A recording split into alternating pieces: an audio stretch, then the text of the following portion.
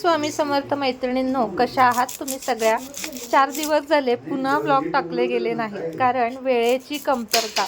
Shoot तर करून ठेवले होते. आता हा जो व्लॉग आहे ना, तो एकूण 4 दिवसांचा आहे. शूट तर करत होते, पण टाकणं काही होत नव्हतं. शेवटी आज म्हटलं नाही, मैत्रिणींपर्यंत जसं आहे तसा, जे आहे तसं रुटीन आपलं नक्की शेअर करा. सकाळी सकाळी नाश्त्याला पोह्यांसारखा उत्तम पर्याय नसतो. तसं तर बरेच प्रकार मी करते, ढोकळा, पोहे, कधी इडली, पण पोहे हा सगळ्यात सोपा पदार्थ आणि तितकाच टेस्टीसुद्धा. थोड्याशा मिरच्या चिरून घेतल्या, थोड्या म्हणजे चांगल्या 4-5 चिरून घेतल्या, कारण थोडेसे तिखट पोहे आज खायचे होते. पोह्यांसाठी मिरच्या, कांदा, लिंबू, कोथिंबीर आणि शेंगदाणे या 4-5 गोष्टी असतील तर पोहे उत्तमच होतात. नसेल तरी चालतं, पण किमान एवढ्या 4-5 बेसिक गोष्टी तरी पोह्याला असाव्यात, म्हणजे पोह्यांना छानच स्वाद येतो. पोहे करताना अजून एक गोष्ट लक्षात ठेवायची की बऱ्याच स्त्रिया चाळणीमध्ये पोहे धुतात, पण ही पद्धत खरं तर चुकीची आहे. त्यामुळे पोहे खूप जास्त ड्राय बनतात.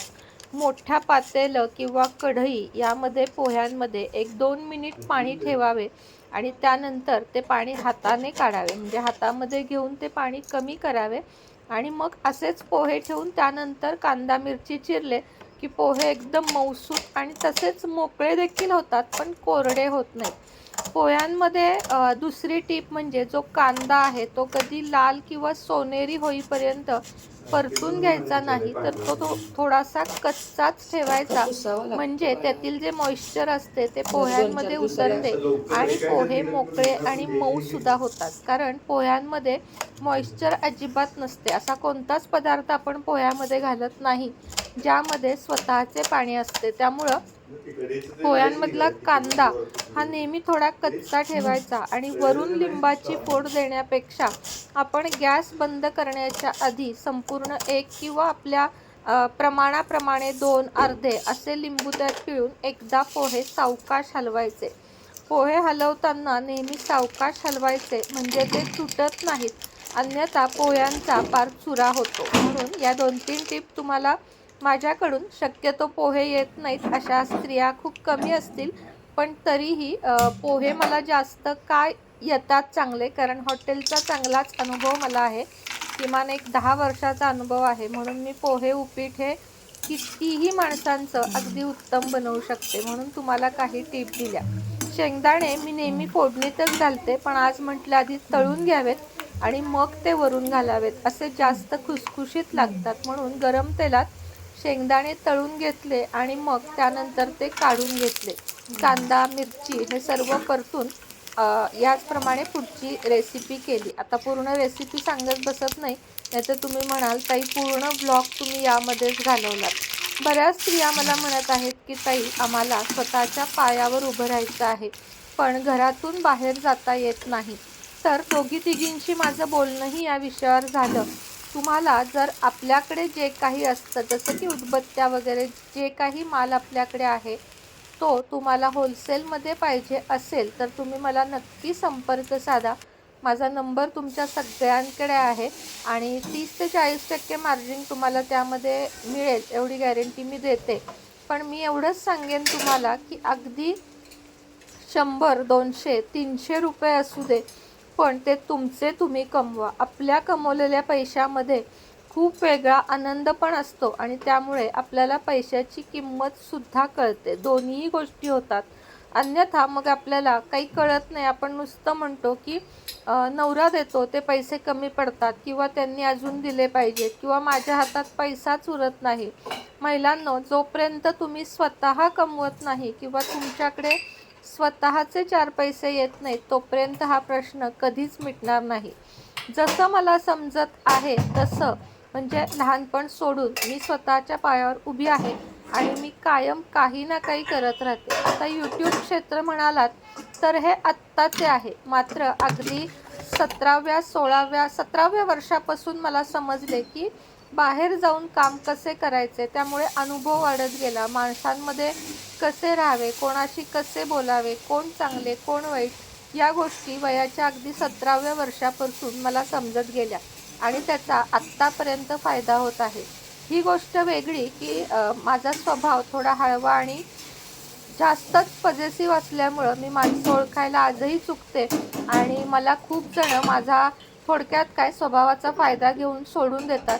पण असो, काही हरकत नाही आहे. कुणी वाईट वागलं म्हणून आपण आपला चांगला स्वभाव कधीच सोडायचा नाही. समोरच्याची इच्छा की त्यानं आपल्याशी कसं वागावं ही तुम्हाला आजच्या ब्लॉगमध्ये माझ्याकडून टिप, की आपला स्वभाव बदलायचा नाही. समोरच्याने आपल्याशी कसेही वागू दे, आपण नेहमी चांगले वागत राहायचे. काही लोकांना ना असं वाटतं, की मी तुम्हाला मागंही सांगितलं, की खूप अशी लोकं असतात, जर तुमच्या घरात 10 माणसं असतील तर त्यातल्या 2 तरी माणसांना असं वाटत असतं, की माझ्यासारखा शहाणा मीच आहे. अशा वेळेस त्या कुठल्याही व्यक्तीला, तुमची जाऊ असेल, नणंद असेल, कोणीही असेल, तर त्या व्यक्तीला तुम्ही हो तूच शहाणा आणि मला काहीच कळत नाही असं त्या ठिकाणी दाखवून द्या, कारण त्यांना तेच आवडत असते. बरोबर वाटले ना तुम्हाला? स्पष्ट व्यक्तेपणा कधी कधी नडतो, पण स्पष्ट व्यक्तेपणा हा हवा हे आपल्याला खूप उशिरा कळतं, जेव्हा आपण अपमान करून घेऊन फार अगदी अर्धमेले झालेलो असतो. म्हणजे आपल्याला असं वाटतं की आपला प्रत्येकजण येऊन का अपमान करतं, आपल्याशीच असं का? पण असं नसतं. तुम्ही जेवढं जगाला बदलायला जाल ना, तेवढा तुम्हाला त्रास होईल. त्यापेक्षा सोपा मार्ग स्वतःला बदला. ज्यांच्याशी पटत नाही त्यांच्यापासून लांब व्हा. ज्यांच्याशिवाय करमत नाही त्यांना समोरच्याला किंमत असेल तरच व्हॅल्यू द्या, अन्यथा त्या गोष्टीची पण सवय लावून घ्या. सवय हे सगळ्यावरचे रामबाण औषध आहे. वेळ जाईल, वेळ पुढे निघेल किंवा काळ सरकेल, तशा तशा प्रत्येक गोष्टींची सवय होते. शेवटी म्हटलंय ना, आपण आलो आहोत पण एकटे आणि आपल्याला जायचं आहे पण एकटे. त्यामुळे एकटेपणाला कधी घाबरू नका आणि एकटी पडले म्हणून काय होईल हे तुम्ही माझ्याकडे बघून सांगा. कितीही वेळा मी जर आयुष्यात पडले तरी पुन्हा उभं राहण्याची ताकद मी स्वतःमध्ये ठेवते आणि त्यामुळेच मला कधीच आयुष्यामध्ये जास्त त्रास झाला नाही. माणसांचा त्रास झाला तो वेगळा, पण स्वतःच्या आयुष्यात मी कधी थकून बसून हारून राहिले नाही. खूप काळ वाईट गेला, पण तरीही आज तुमच्या सगळ्यांच्या समोर मोटिवेशन देऊन मी पुन्हा उभी राहते आणि या सगळ्याचं श्रेय तुम्हाला पण जातं, कारण तुमच्या सगळ्यांची साथ आहे म्हणून मी आज इथपर्यंत आहे. हे विसरून कधीच चालणार नाही, कारण विसरतो तो माणूस कसला असं मला म्हणावं वाटतं. खरं तर हे जे श्रेय आहे ना तुम्हाला, हे सगळेच देतात असं नाही, पण मला हे श्रेय तुम्हालाच द्यावं वाटतं, कारण माझ्या आयुष्यामध्ये आत्ता सगळ्यात जास्त मोठी फॅमिली म्हणाल तर तुम्हीच आहात. एवढ्या संख्येनं तुम्ही मला प्रेम देता, छान छान पॉझिटिव्ह कमेंट करता, माझी काळजी घेता, किंवा आज ताई चेहरा उदास का आहे, आज ताई छान दिसतेस, किंवा ताई तू हे नको करू, असं करत जा, हे जे तुम्ही सांगता त्यातून मला तुमचं प्रेम आणि भावना समजतात आणि त्या माझ्यापर्यंत पोचतात. मोठ्यांचे आशीर्वाद, लहानांचं प्रेम, यामुळेच आज मी इथपर्यंत आहे आणि माझं सर्व लाईफ मी तुमच्याबरोबर शेअर करू दाखवत असते. एकच क्लिप 2-4 वेळा इथे झाली आहे, त्यासाठी माफी असावी, कारण एडिटिंग करताना ते लक्षातच आलं नाही. हा 2ऱ्या किंवा 3ऱ्या दिवशीचा व्हिडिओ आहे. इथं मी आज भजी असते ना, कांदा भजीचा रस्सा, म्हणजे कांदा भजीची आमटी म्हणू शकतो, ती केली होती. तुमच्याकडे याला काय म्हणतात हेही मला सांगा आणि करत नसाल तर एकदा मी सांगते म्हणून करून बघा.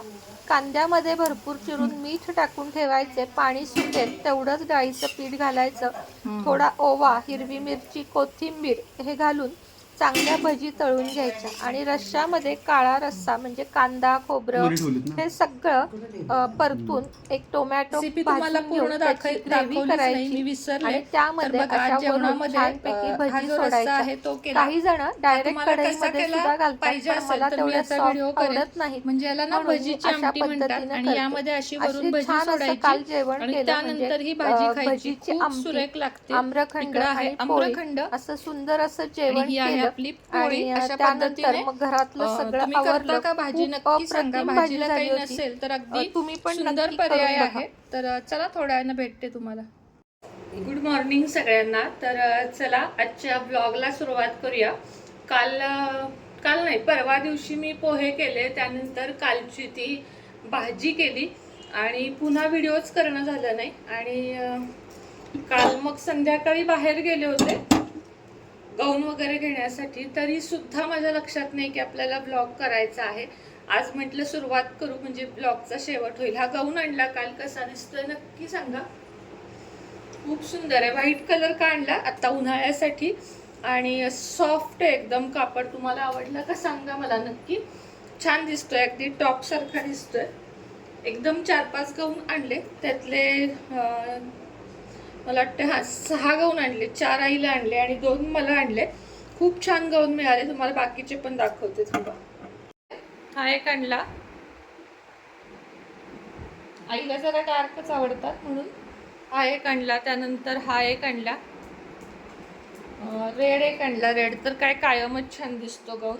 हा कलर एक खूप आवडला मला. हा एक आणला, मला असे कलर आवडतात. आणि हा माझ्यासाठी आणला,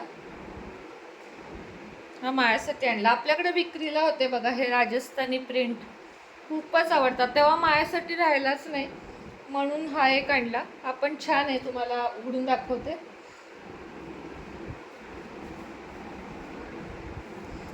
बघा असं आहे. खूपच आवडतात मला असे गाऊन. बसतात पण अंगाबरोबर आणि दिसतात पण छान. आणि लाईट शेड तर खूप खूप सुरेख दिसतात. आता हा कसा दिसतोय सांगा मला. तर चला आता काय करते, स्वयंपाकाला सुरुवात करते. बटाट्याचे पराठे करायचे आहेत आज, ओवीला खायचे आहेत म्हणून बटाट्याचे पराठे करते. आणि बाकी काय करते ते शेअर करते तुमच्याबरोबर. तर चला कंटिन्यू राहूया आता. संपले